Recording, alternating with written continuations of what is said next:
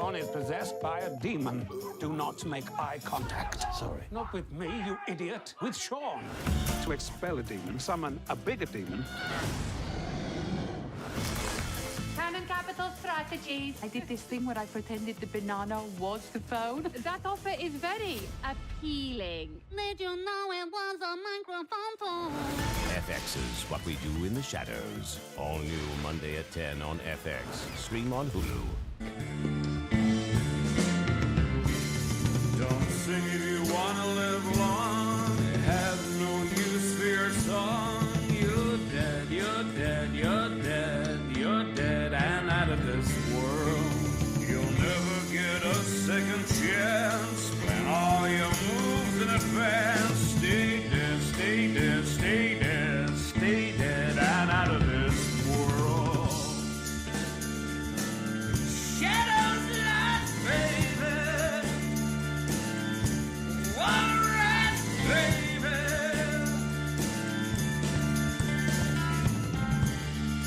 You're dead, you're dead. You're listening to League Podcast, Vampire Council, a What We Do in the Shadows podcast, Season 6, Episode 7, March Madness. I'm Matt Dursin. Clay and Ferno here. Welcome back, Clay. We are recording this Welcome back. the eve of Thanksgiving, but yeah, it's we're getting down here. Episode 7, was there 11? 11 episodes, I think. Are we on the right? Am I So that's quite right? But yeah, you it's- asked last time and we knew. I know. I still don't know. I mean, I didn't know then, and I guess I forgot. But we are getting near the end here. So I kind of feel like they're like, oh, we always wanted to do this episode. But, Yeah. I'm happy. I'm sure the end will go back to Jerry and the guide and how they plan to conquer the world. I'm probably at least Staten Island. But I assume the North America, the New World. Mm-hmm. But these episodes, like in the middle here, are kind of just like, yeah, let's keep going. Now, I mean, nothing wrong with this one because it has Charmaine and also some canon capital craziness, which I love. So, And since we are on episode 11, we are on episode 7, I should say. There are 11 episodes. there So are 11. good luck. Yes. So we're getting close to the end. Either way, Yeah. good luck. Yeah, finally But- getting caught up on all these. Yeah. Well, I like our 2 at a time sort of recording schedule. Shh. I know, we don't. Don't we let record them know that. No, we don't do that.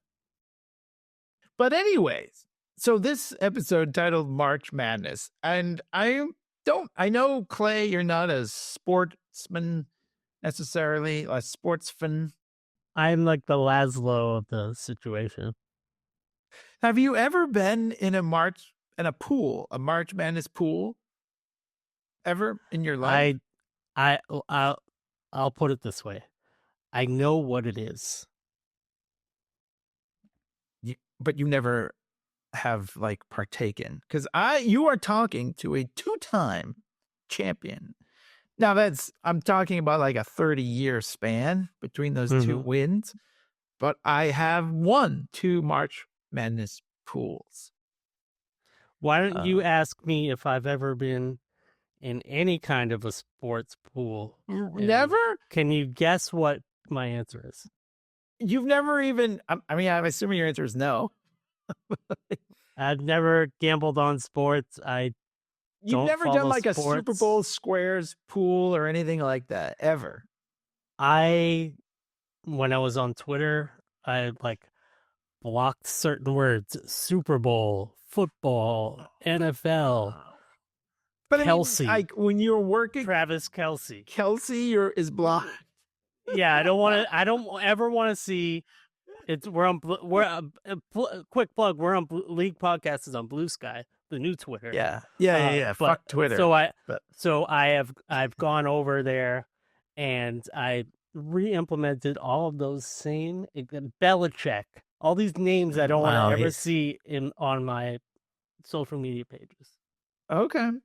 But I no, just mean like, I have. You are saying it kind of in a way which I appreciate. Like, of course you've done that. Like, it's never even, no one's ever asked me to be a part of it. It's never come up. I went to art school. I don't know what to tell you. Well, okay, no, I guess like I thought, because you worked in the Middle East, there's a bar, and I kind of thought like it would be like a thing, like a bunch of people get together. Hey, you want to get in this squares pool, and you pay $5 and you might win, whatever. It was all the culture of the bar that I was at the nightclub is all people that would have given you the pretty similar explanations that I just gave. I mean, that's interesting. It's hard to avoid, I feel like. Like when I first got into a March Madness pool in high school, because a mutual friend, actually, who we were just talking about recently off the air here, famous for his he has lots of stuff that he'll post even, like whatever's going on with it on Facebook, and scroll right by. I mean, I am still in, a Patriots squares pool that he runs. But this was high school, and like he handed me a thing, and I was like, all right, I don't know anything about college football. I mean, see, it's college basketball. I didn't even know the sport. I didn't know anything, and I just looked like in a newspaper, literally the newspaper, to find out like, how do I pick winners, and I ended up winning that year. And I was like, oh my gosh. And I just won a couple years ago too. Same guy, same pool. And so I am a March Madness twice in 30 years. I don't begrudge you for it. I congratulate you for it. It's, I'm not going to yuck on your yum. I'm glad you got something out of it. I wouldn't know what to do. I don't know anything about any of those sports except for maybe a little bit about baseball. Well, there you go. But here's the thing. Even in my winning, I don't think I ever acted the way Sean does in this episode.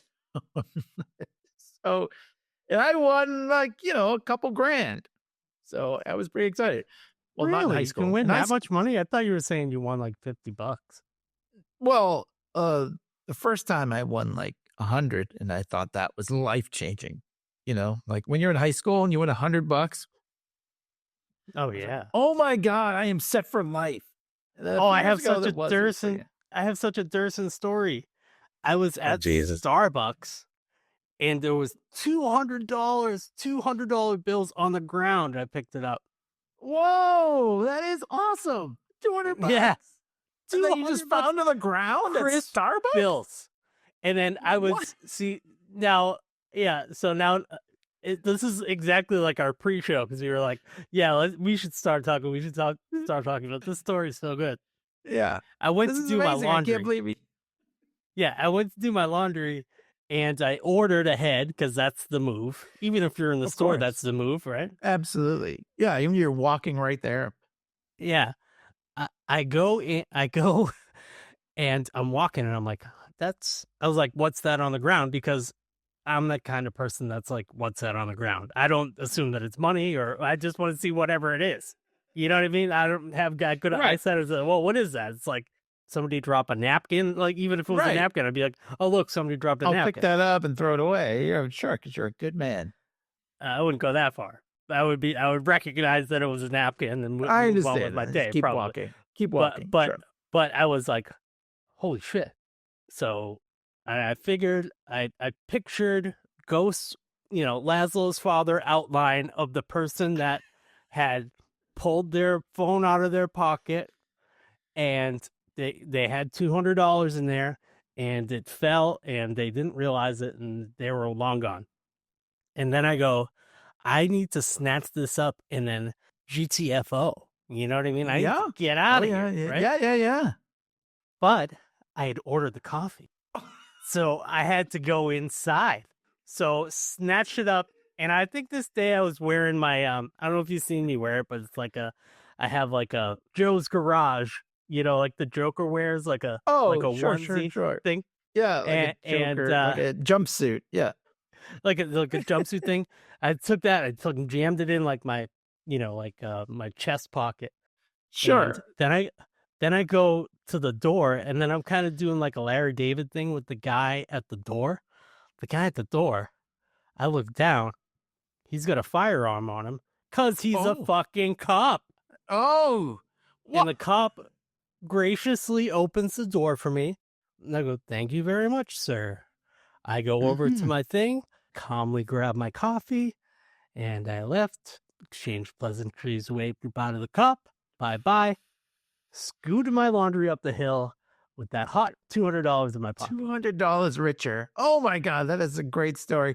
There is that kind of, I mean, we've all found money, right? I mean, $200 is pretty significant, but there is that kind of like, it's like an adrenaline rush, but it's also kind of like a, oh my God, like, should I be doing this? Or, you know what I mean? Like, is something bad going to happen? I remember like walking down Calm Ave here one day, like years ago, and like, there was like a wad of money, you know, like on the ground. And I was like, yeah, I don't remember how much it was. It was probably like 150 or something. It was a little over 100, but it was in like 20s or whatever. And it was just like a wad of, and I was like, oh my God, you know what I mean? And you get that like feeling like somebody's watching you and they're going to like, it's some kind of weird test or something. Yeah, like it's like you're gonna get punked, or like you're on camera and it's like a morality test or something. And like what's this guy gonna do? There was a bunch of those like YouTube videos where like people would put like a 20 on like a fishing line and they like reel people in and stuff like that. Yeah. You know what I mean? This is like a long time ago, but you know. But then I was also thinking like, and then of course, like I think what you're saying is like we're like New Englanders. Like we are like guilty pilgrims, you know, when it comes down to it. So, and then I'm thinking, you know, like a cop opens the door. The cop is open. So it's like, is this some sort of a cop sting operation or something? You know what I mean? Right. I'll get this guy. You're gonna put $200 down. Yeah, but it was fairly on the ground, and you know what am I supposed to do? Give it to? No, I mean you did the right thing. Cash. Give it to the cop. Give Yeah, it to the no, cop. I right. found this $200. Yeah, Give it to the Starbucks employees. Like I found this $200. Like in case someone's looking for it. Everyone's looking for $200. No, well, if it was in the store, that would be one thing, I guess. But it was on outside, the sidewalk. On the sidewalk, that is fair game, right? And even in the store, I would have taken it and walked away. But like outside, that's anybody's, you know, anybody's get there.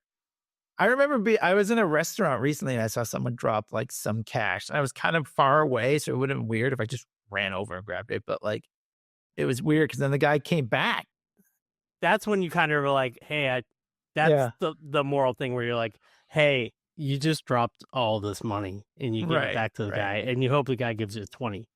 Well, that's true. You know I could have done that. I mean, I was where I was, it was hard. And then someone picked it up, but I didn't know if it was the person who dropped it. But I did see someone come back and like ask for it and it was gone. Obviously. I mean, when you know, if you drop money, you can't be getting that back. You know what I mean? Like, obviously, whoever dropped that $200 that you picked up was probably like, oh shit, I had $200, you know? And but I whatever, thought of it they as dropped it. a karma thing, or like it was the universe balancing itself out, because I think I've told you this story before, and we will definitely be talking about what we do in the shadows, I promise. Right. But definitely back when the MBTA, our shitty train system here, the Green Line, I think I've told you this before, but the Green Line used to be able to you'd roll up a dollar bill and stick it in this little slot, and they were like, okay, get on the train. One time, my roommate gave me $100 to buy them weed from a friend. And when I went and got on the train, and instead of putting $1 in the train, I put $100 in the train thing. Oh my God. So how many rides? I mean, back then it must have been like $1.75 or something. I don't know. That was like, I don't know. It's like a long time ago. Yeah. It wasn't like it's not like I loaded up my trolley card. Oh, right. I thought it was $1, and I put it in there, and it was $100 bill. So I finally got that $100 back the other day. There you go. with interest. Did you buy the weed? Is that what happened? Like, did you? Well, end up then buying weed I was out $100 right. because Because you had to. still need to get the weed. I was the one that lost the money, so then I had to buy the weed. And That I probably didn't even explain what happened. I was, you just too embarrassed. Like, Right? here's your weed. Give the weed. Yeah. I wonder how much money Sean had on the line in this episode of What We Do in the Shadows to bring it all good back. one. Thank you. Yeah. It's so let's He just said start. thousands. I think he said he think had he $2,000. did. I think. Does Sean even say much? I guess he does at the end. At the beginning, he's just screaming, right? And Laszlo and Nandor over here, and they're like, something's going on, and they have to go save their friend Shawnee. Yes. And Nandor even says, "Your friend Shawnee," at one point. But like, so like, kind of, they actually they were to Laszlo and Nandor. They were in the parlor with the monster, and Laszlo realizes he's put the intestines in the wrong order, and he's like, "That's why my monster cannot digest corn." And it's like, I have to go in there, and then the monster goes, "Please, no more cutting." The monster is great in small. They've done a really good job of like having him be like, he has like one or two lines. He's like a background player. Yeah, he's but it's so funny. It's gold. He's so good. Gold, Jerry. Gold, Jerry. Gold. But yeah, so he's not in it much. But like, I mean, my favorite was in the last episode. Go back and listen when Laszlo's father is talking about this like pathetic wretch of a creature, and he says, "I'm right here." But anyway, so yeah, they go over and check on Shawnee. They actually just break down his door, which is kind of hilarious. I was wondering too about remember the welcome mat in the last episode? Like, because they've been welcomed in, they kind of break the welcome the vampire in rules, but maybe they've been to Sean's house before. Is that how maybe it works? Maybe they said something to him in the technical vampire thing that's not even a real thing that I'm just making up now. Like, you are like, Sean and Charlene were like, "You're welcome to come in anytime. Yeah, you're always welcome here," or something like that. Yeah, you know? I don't know if that. Yeah, maybe that covers it. All right, you get a vampire no prize there. But yeah, so they go in, and he's down in his basement, like man cave, which I guess we have seen, right? Like, I think we've seen that room before. Yeah, but whatever. I think it looks a little different, or maybe it's the same one, but it looks different from when they were showing him Ocean's 11. You know what I mean? But he's just kind of in the basement. Yeah. But he's down there watching basketball, and with a white beater on. He's got like fucking mustard and shit. Like, he looks like such a piece of shit sports fan. I mean, he really does. He gives them all a bad name, but I mean, it's true. I mean, this is what a lot of these guys are like. But yeah, he's like, blah, blah, blah, and they think he's been possessed by a demon. And then, Nandor's like, "Is he drunk?" And Laszlo's like, "Well, Sean is always drunk." Oh, yeah, Sean's always drunk. That's not the problem. It's basically what he said. I think he's possessed by a demon. And then, that was the thing too, because he was like, Laszlo's like, "I've seen this before," and Nandor's like, "I thought you've seen Sean's basement before," just like you were saying. Right. Like, no, not that. He's possessed by a demon. He also tells him, like, don't look him in the eye. Or he's like, don't look. And like, Nandor kind of stares off into space. He's like, no, at Sean, not at me. You idiot. Yeah. So their plan is to, like, call a demon. This is a little fun. His plan is to call a demon and that demon will get the other demon out of Sean.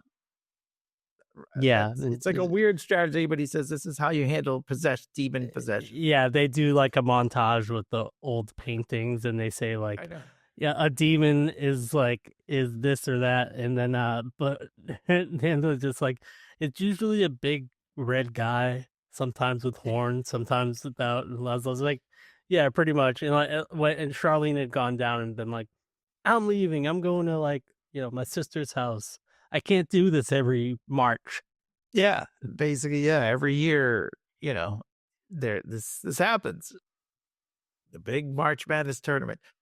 And so, yeah, like she's being Charlene, but yeah, so they summon this demon, and I don't know how well your comedic actors, but this is John Glaser, and I'm very much a fan of good. John Glaser. Yeah. Oh, good. And I need to loop it back to our friend Jordan, because Tim Heidecker's podcast is Office Hours. And then sometimes when he can't do it, John Glaser does the podcast and they call it Office Hours East. And he's in like his basement, and he has a little microphone, and like they have two comedians. One is like a slice of pizza, and one is a football. Oh my God. I'm gonna look up their names now, but yeah, he does a really hilarious thing. I love John Glaser. He's written everything. He's so funny in this, and he's definitely like a sporty sports guy. Oh, very well. Well, yeah, he is into the tournament. As soon as they summon him, it's like completely useless because all he can talk about is Gonzaga. So when I was a young kid in high school in this tournament, I looked at the names of all the colleges, and I'm like, Gonzaga, what the hell is that? But it's a real school. And yeah, it is obviously if you're going to do a comedy show about the March Madness tournament, you have to have Gonzaga. I thought it was literally a made up name. No, it's a real school. It is in the tournament every year. And I'm sure everybody, the first time they get into this thing, thinks the same thing. Like, what the hell is that? Because you've never heard of this school, right? Like, it's a real school. No, I haven't. Yeah. Oh, it's Joe Firestone is like off camera, but she voices Slicey, his sidekick, the pizza slice, because they're in New York City. Yeah. It's really funny. So yeah, it was funny because he's wearing all this makeup and he's red and he's got horns, just like Nandor said. But and like Rachel and I were watching it, and she's like, it sounds like, Councilman Jam is his character from Parks and Rec. I don't know if you're that familiar with Parks and Rec, but she's like, is that Jam? And I'm like, oh wait, you could tell by his voice that it was him, but like the costume is great. Like the effects and everything are wonderful. So I did the same sort of thing. It took me a second, and I was listening, and I was like, oh, it's Glaser. I was like so excited. I got it from his voice too. Right. And then like they summon him up, and like Laszlo's like, what welcome, a lord of the under the nether regions. He keeps like saying like, like these like grandiose things, like, welcome, you dark lord. Yeah, the nether regions. The guide is like, because he keeps asking, it's like, what season is this? It's spring. And he's like, it says something, like about Gonzaga, and then the guy's like, I think this demon is really into college basketball for some reason. It's so weird. Like I said, even though I've won the thing, I don't know anything about college basketball, but yeah, people get really into it. And this demon's like, they got no fast break or something. I don't remember any of the specific lines, but it's like, bro, like sportsman shit, He's like, they don't have any, like really big guys on this one team, so they can't break low like the other teams or whatever. I don't even know what that means. All right, so we were talking about Jordan, though, a few minutes ago, or you brought it. So the other storyline in this episode has to do with Canon Capital, and basically the main thing is, there's two kind of Canon Capital storylines. One is that Nadja has become sort of like the funny one, the office funny person, because she keeps talking into a banana instead of like a phone. Yeah. This is Guillermo's existential crisis. He doesn't have like a thing at work. Right. Well, I wonder if that's I guess like we're always like the comic book guy or like the nerdy guy, or have a thing that's what it is, I guess. Exactly. Exactly. And so especially in the office, you know what I mean? Like there's like, oh, well, this guy's the whatever. And Nadja has sort of claimed the funny person or whatever, because one day, because she likes, interacting with humans in that way. The funny thing is they actually don't like you can tell how annoyed at least that one woman is. I forget her coworker who has been in a few episodes already. That's sort of the woman. Yeah. Yeah. Like she's, I think it's Lisa, maybe. Is that her name? I don't know. Whatever. But yeah, she works in the office. She's clearly annoyed that Nadja is pretending to talk into a banana. Yeah, it's Lisa, played by Alyssa Lynn Paris. Yeah. And like she keeps kind of just like rolling her eyes, but Nadja thinks she's really, killing this bit. Meanwhile, Guillermo needs a thing. He needs, his, like you said, his existential crisis. Because I think he lives in constant fear that he will be ostracized or even fired, which is kind of hilarious because the job he had before, as Nandor is familiar, he was never, maybe he wasn't respected, but he would never have been fired or ostracized. He was part of the group. So he seems to be in real fear of that. And he's like, what am I going to do? And like, for some reason, I kind of forget, how does Colin Robinson, I think he's over. Oh, yeah. Him? So Colin is outside. Oh, he's leaf blowing. He's leaf blowing, and there's no leaves on the ground. And he's like, oh, excuse me a second, to the camera guys, like, can you stop doing that, Colin? He's like, well, it helps me think. Also, like, that whole thing where, like, the white noise machine, like, is, like, his favorite sound. He's just, like, out there leaf blowing. Leaf blowing for no reason. Yeah. And he's like, there's no leaves out here. It's like, well, there will be. I know, it makes no sense. And he's like, so what's going on? He's like, I don't have an office thing. He kind of like overhears, and he's like, oh, that's no good. I've worked in 137 offices, and you definitely need a thing. And I love it. Like he suggests many things to Guillermo. Office crossword guy, the hot guy, which is taken. Office not hot guy who has a hot wife is one of the things. Yeah, I like that one. Yeah. That's a good one because we all know somebody in the office like that. Right. You're like, really? Maybe that's what people say about me. Yes. That's right. Oh, he's an office Mexican guy. He's like, that's borderline offensive. And yes, I looked into it. Yeah. And then he's like the office slut and the office like gay or whatever. Yeah, he's like office gay. He's like that guy is all the same guy. Yeah, he's like, it's multi-talented. He's multi-talented. He says like he's got that one cerrado, which is he's got that on lock. Look at you with your Spanish. I did. All right. I looked it up. As I mentioned on the Godzilla episode, I failed Spanish. Really? Well, they passed me, but I technically failed. What, like the D? They like to get you out of there. They got me out of there. The total, all right.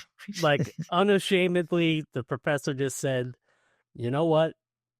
I'm not going to give you an F. But I'm going to let you get out of here. Thank you, thank you." Oh, that's very nice. This is silly, but I didn't even take a foreign language. That's why I have a BS instead of a BA. That matters. It doesn't matter at all. But no, I was talking about high school. You had to take it. I was talking about college. I did. No, take French. I didn't have to take language in art school. We had to take one or the other. We had to take science or language, and I chose science to get a BS. Because I remember asking like, "What's the difference?" And like advisor was like, "It doesn't matter." And I was like, "Oh, okay." It doesn't matter. It doesn't matter. As Nandor would say. So anyway, they finally, speaking of Nandor and Laszlo, they finally do convince the demon to suck the other demon out of Sean. And that doesn't go very well. Yeah, the demon just goes down into the basement and is so wrapped up and is like yelling at the same stuff at the TV about like how this team would do and how they need to have like second chance point opportunities, but he's saying it like kind of like flowery, like like Shakespearean way, like yeah. you'll be vanquished with some second chance point opportunities, but like Sean is yelling like regular, like "Oh my god!" But they're both kind of like Glaser like sits down and like opens a beer and is just watching the TV with him. This is so funny. Oh yeah, it's so good.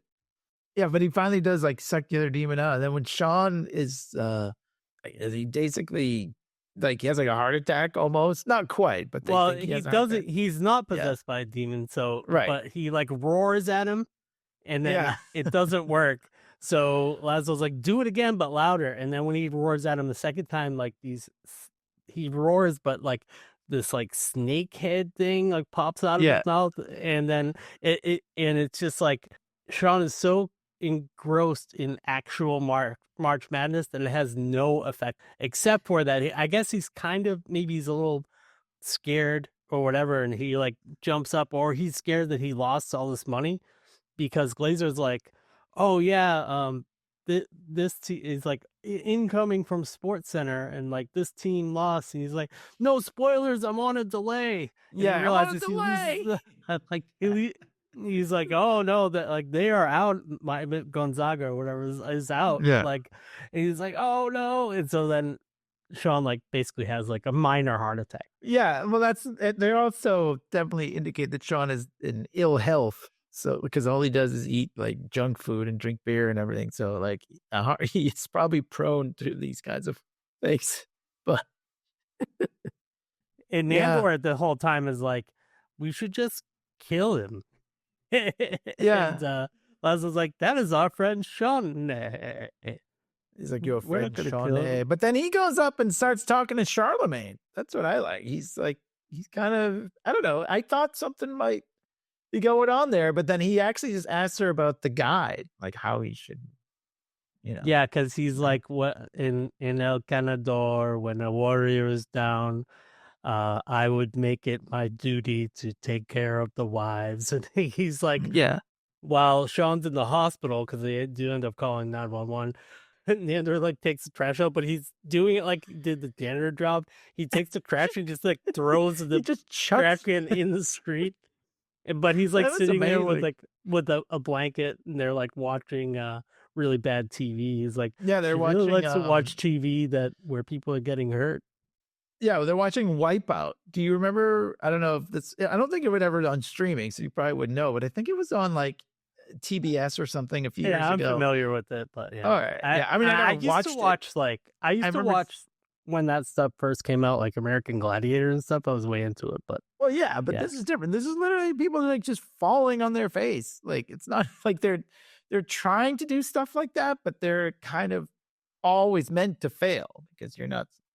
I think I never watched it, but I remember seeing commercials and basically just watching people would fall in their ass and hit their crotch, like they fall into a pool or something. And like I don't know, but it does seem like something Charmaine would be into. I think he even tries to fix the door, right? The door that they like kicked in earlier, and Nandor completely fails. Yeah, and he's like trying to help her. They do a little like montage of like them like washing dishes, which is a callback to the movie. He's like, vampires don't wash dishes. That's true. There was that big pile of dishes in the movie. And then, but he like washes the thing and like hands it to Charmaine, and is like, it's still dirty. There's like all sorts of shit all over it, and she just kind of looks at the camera like, thanks for helping. There is a funny moment too in our sort of crew sort of the acknowledgement of this episode. Charlemagne thinks they're just sort of filming a documentary on a slow guy, and that's what Nandor is. Yeah, he's just like a slow guy. Yeah, because they off camera they ask her like, "Do you like Nandor?" "Yeah, sure, I like Nandor, but is it a sexy like or something?" She's like, "Well, no, he's like kind of. That's what you're doing, right? You're filming a documentary about a slow guy." So, anyways, there's a moment now. Guillermo, if we go back to that story, like Guillermo, he and Colin Robinson have like it's really weird. he's in like a meeting, like Jordan's like slide, next slide kind of thing. Like he's having Guillermo advance his slides for him from the deck. Colin hasn't been like going into the office. He just shows up. Yeah, he says he's like, from HR or whatever. Yeah, he's like, I think I can help you find your thing if I'm here. And they're like, well, how are we going to explain why you're here? He's like, no, they're just going to think I'm a guy that from HR that tells people they can't talk about boobs at work. Yeah, and then I think he literally says tits and ass, doesn't he? Does he say tits and ass? I think so. But yeah, Colin Robinson could just blend in to any office situation. Oh, absolutely. He's worked in 137 offices. Yeah. And so he just said he was from HR. You'd be like, oh yeah, of course you are, because I don't know it. You know what I mean? Like you wouldn't think twice. And Guillermo's kind of like giving him the brush off like he did to Nandor. Like, yeah, just like leave me alone. Kind of like, if you're gonna be here, like whatever, fine.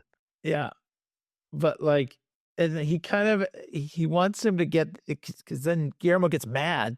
He's like, get out of here, and he's like, oh, this is it. Yeah, you can be the office like hothead. Yeah, the guy that's really quiet, but he's a hothead that blows up every couple weeks, and then in your downtime, you can apologize about the time you just last blew up at everybody. It's like, it's perfect. But they end up like, he ends up punching him in the face. I mean, it's like they end up kind of like having all kinds of like a scrum. Yeah, just like, he interrupts the meeting, and instead of like, he's kind of like Guillermo goes over to him and he's like, dude, what are you doing here? Just like leave me alone. And he's like, this is perfect. Like, this is a good opportunity for you to have a thing. And then he's like, all right. And then he starts like berating Colin and saying like, oh, you think it's cool to, he's like, really like being a peacock about, oh, you think it's cool? You just interrupt our meeting, and well, how about you take down my lunch order and have it say I'm a big fucking idiot? And that's when Colin punches him in the face. Punches him, and he's like, oh, and they're like, whoa, but they kind of do like respect him a little, like George is there and everything. It's so strange. Really surprising, because you don't see a lot of violence. You know what I mean? Like on this show, I guess. And Guillermo and Colin, they kill people. Get along, though. Yeah. You know what I mean? It's like, it's weird to see him do that. Yeah, it was really funny. I mean, it just kind of shows like Colin has no idea really what's going on, and he just thinks, "Oh, you." But I don't know.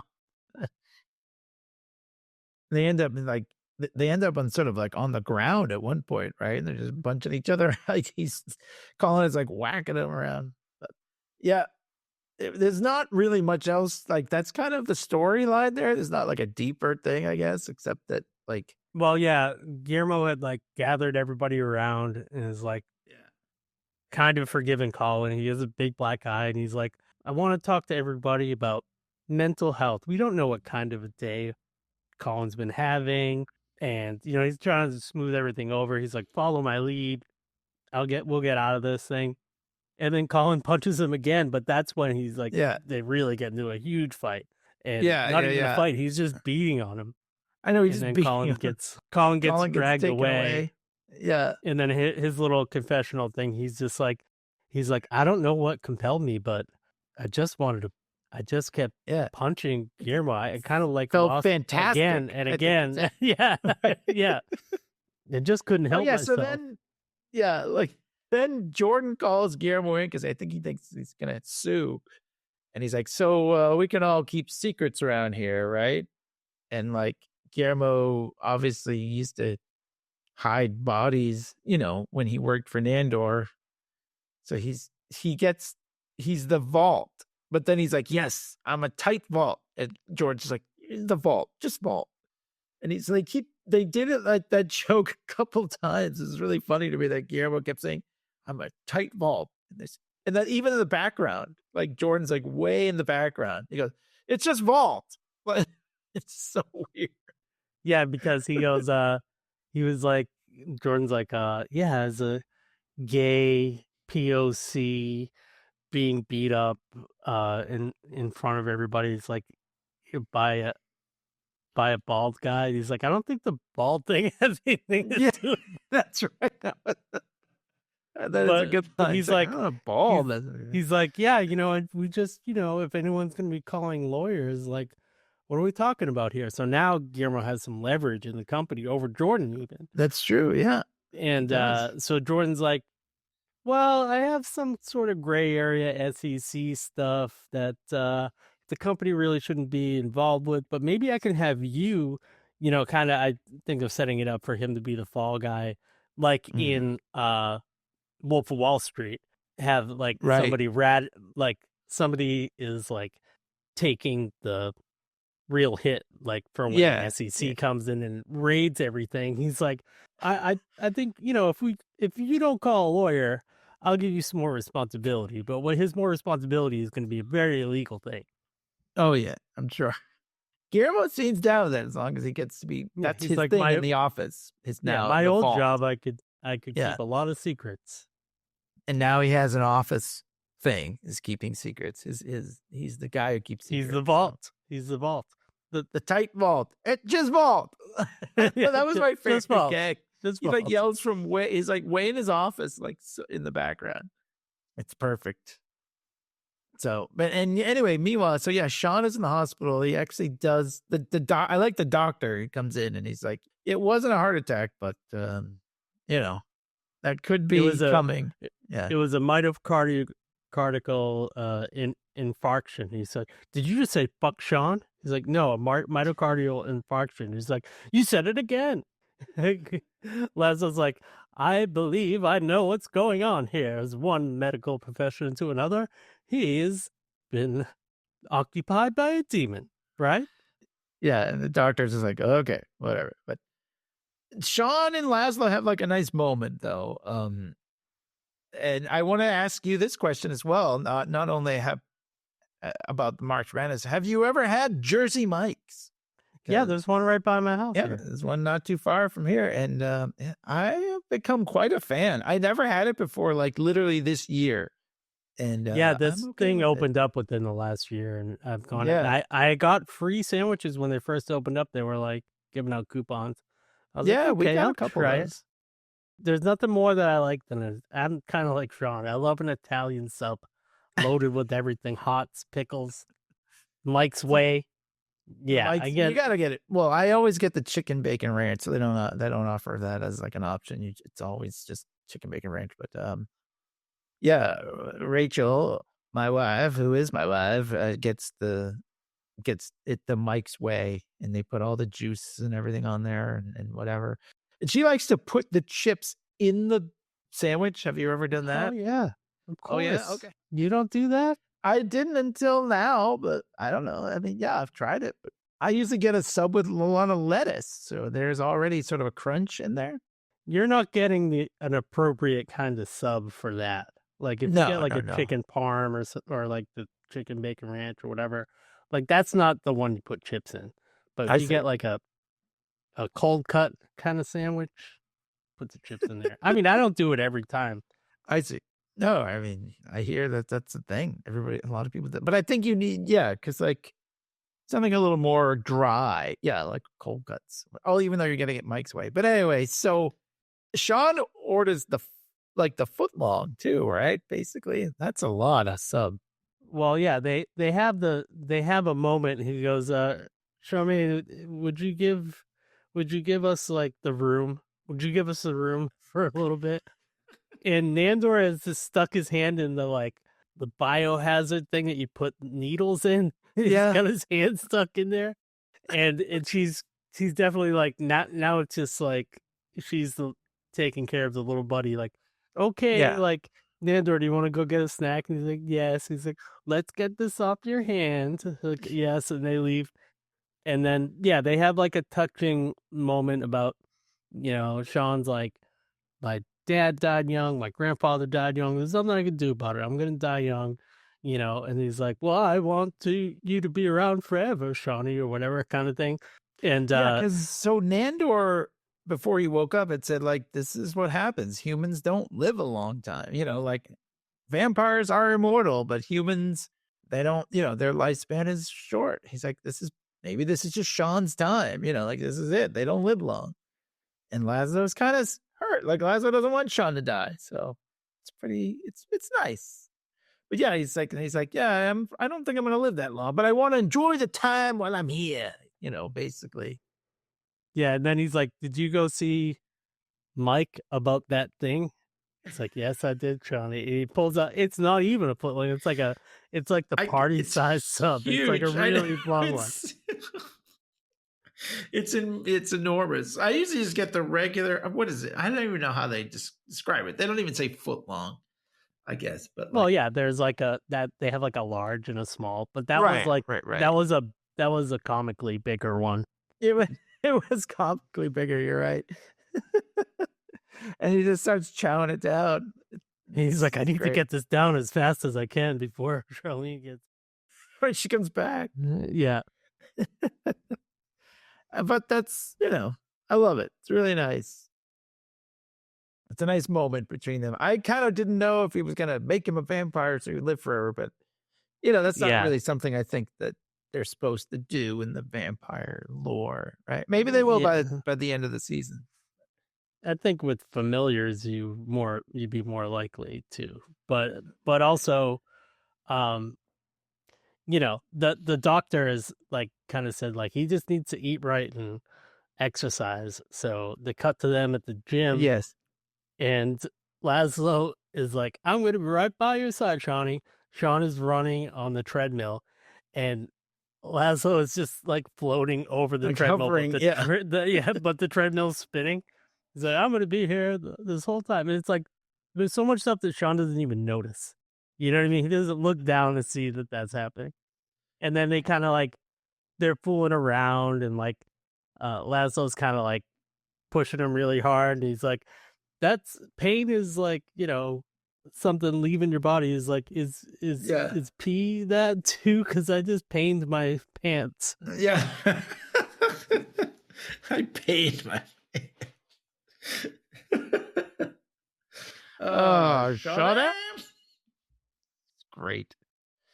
And that's pretty much it. That was kind of the end. Yeah, another classic. I mean, I don't know if Sean ended up winning any money or not, or the demon. It looked like they were losing, so I'm not too upset. But we could loop back to Nandor because he did tell Charmaine that he did have feet, because she's kind of like, do you have someone special in your life? Because, Sean's in the hospital, and you kind of think there is like a little bit of a like sexy tension for them for a minute, but kind of like goes away. Eventually, she's just like, tell me about, he's like, oh, there is someone, but I don't think she even knows I exist. And then and she's like, you should tell her how you feel. You should tell her how you feel. And so the very end of the episode, yeah, like the sort of mid-credit thing, right? Yeah, it's kind of like, he's like, I'm gonna bring these flowers to the guide, and maybe we can watch TV, maybe we can make it out or whatever. I can watch Wipeout, maybe. No pressure. Yeah, no pressure. She bangs on the vampire council door, and Jerry answers. Yeah, because he expected the guy to answer, and he's holding the flowers, and Jerry's like, are those for me? And Nandor chickens out and is just like, yeah, they're for you. And then Jerry grabs the flowers, but he won't like give them to him. And eventually takes it. And then the guy comes out, is like, who's that? It's like Nandor being weird. And they're like, oh, okay. And then they both go back inside. Yeah. He thinks there's something going on, I guess. Or do you think, that's what I got out of it anyway. He thinks it. Well, Nandor says, he's been saying that too. He said that when they were incantating John Glaser coming. He's like, so are you guys like friends with benefits? That's what I've been hearing. And she's just like, no, I'm just trying to help Jerry take over the world. You know what I mean? Like she kind of seems like, even if they are fucking or whatever, even she said she would like to fuck him, but she was like, no, I'm doing my job, like where vampires are supposed to take over the world, like, because she is the rule follower, you know what I mean? She's like, I'm just doing that. I know, it's she has like no She seems to not have any interest in Nandor, but we'll see by the end of the season. Maybe they'll get together. Who knows? Yeah, they'll close that loop, I'm sure. I'm sure they'll close the loop, right? All right. Meanwhile, we're going to close this loop and end this episode. But don't forget to check out our Facebook group, Vampire Council, vampcouncil.com, or leaguepodcast.com/Vamp Council to listen to all of our What We Do in the Shadows episodes. And quite a few up there. And don't forget that if you are looking for us on Facebook, you just type in the Vampire Council League Podcast group. It'll pop up in the search, and you can go to vampcouncil.com, like you just said, to listen to all the episodes. But also, when we bought the domain name, we bought an email address. So you can email us bat@vampcouncil.com. And if you want to be part of our little sign off here where we scream bat, and you can send us a voice memo, or you can email us there, or feedback@leaguepodcast.com. Leave us a message, tell us you like the show, and we'd love to hear from you. Definitely. Although I think in this episode, doesn't Laszlo say leap into the air or something like that at one when you were jumping over to Sean's house? It's not quite as funny as Bass, but I think it's adding it to the repertoire. I think we'll get there. I think that's in the next episode. Oh shit! I'm sorry. Spoilers. Which we will. Who knows when we'll be recording that? But who knows? Yeah. We'll do our bat now, and we'll talk to you soon. So thanks for listening. Yeah. So you ready for the countdown? I'm ready. 3, 2, 1. Bats!